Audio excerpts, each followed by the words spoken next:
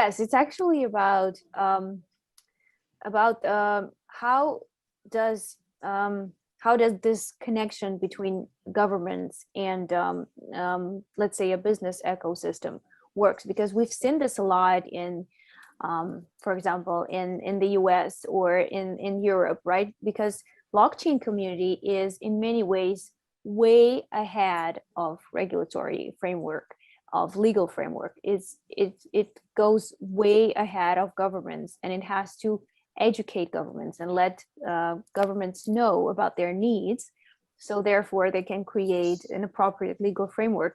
How does it work in Africa? Is it the same way, or is it the other way around? And here government has to pull the business ecosystem, the business community up.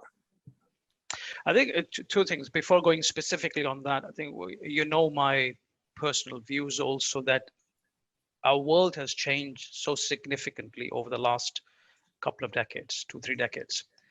And I believe that we are at a point where we really need to reimagine government as a model for the digital era.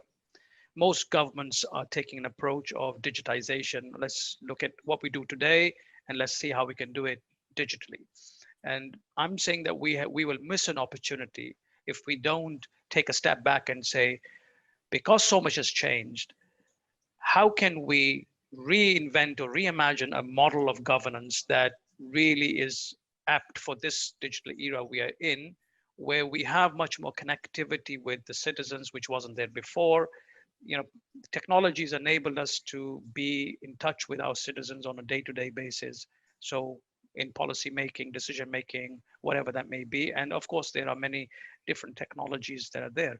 But one key component of that is, and why I wanted to say this, because it links back to what you're saying, is that in that model, what I call smart government model, is fundamental, is about being ecosystem based. So how does a government move away from being more of a doer to more of a facilitator and more of a enabler, and really moves towards an ecosystem model of developing policies and developing services and delivering services.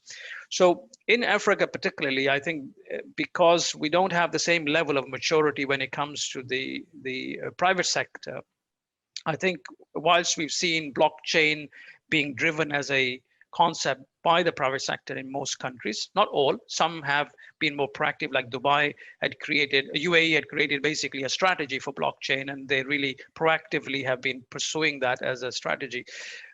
We've not seen many governments get directly into this area. They've got into AI, they've got into IoT, but blockchain seems to be still a little bit behind.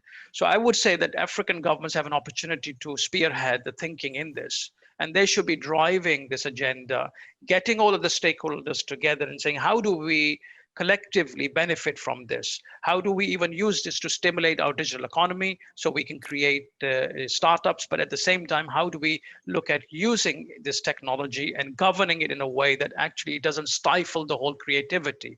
You want to put in place some regulations, obviously for protection purposes, but the way blockchain is, it's kind of self-regulating, right? So it's the whole point of it being immutable is the fact that once you have transacted on something, it's not possible to break it. So it needs attention, and the governments need to bring their heads together with the stakeholders to drive it forward.